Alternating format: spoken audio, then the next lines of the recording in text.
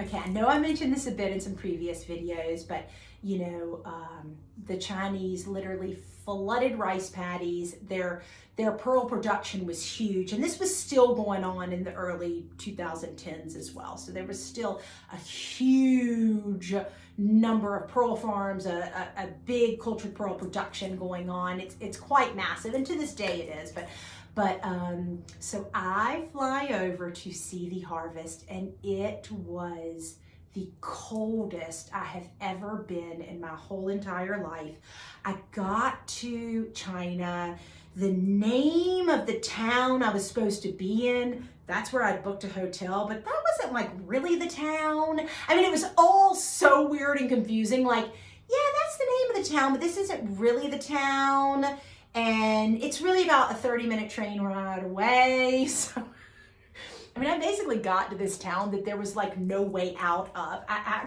One of my contacts, friends, had to like drive me back to my hotel 30 minutes away. But I ended up spending the night in this town. It was pretty funny because, first of all, I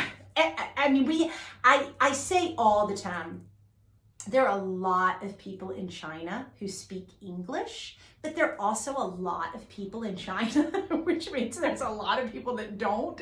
So, like the communication barrier and all that. So I go and just like, my mind is blown. Like, they literally take me out in a boat, out into the lake to see the mollusk that they've got. They literally have them in nets in the water, and the buoys on top of the water are like old soda bottles. Like, they're using those as floaties on top of the water.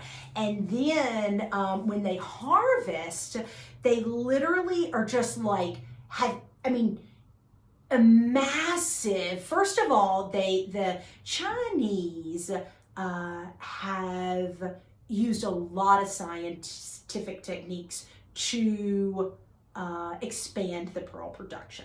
So one thing they have done is crossbred the mollusk. It's called a triangle mollusk, and they've crossbred it to be very, very big. And I'll tell you this one little thing. It's making me think, gosh, I wish I had like written some notes so I could like tell you a more organized, thought process around this. But if we take it back to, how I've told you the Japanese were Mikimoto. He bought these patents. He starts the cultured pearl production.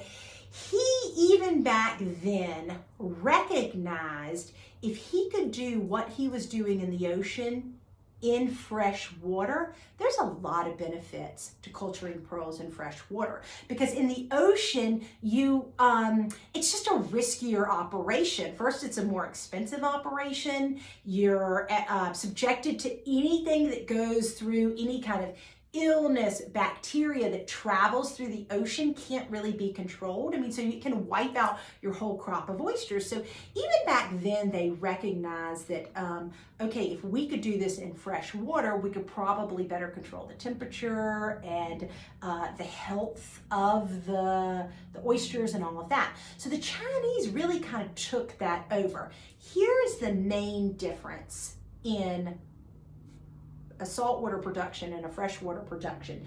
These like beads that I'm telling you about that everybody's depending on the US to provide, they are not necessary in a freshwater production.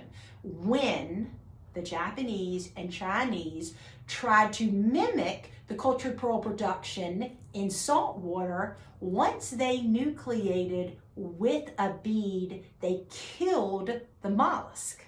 So they quickly realized we can nucleate with a tissue, we cannot nucleate with a bead.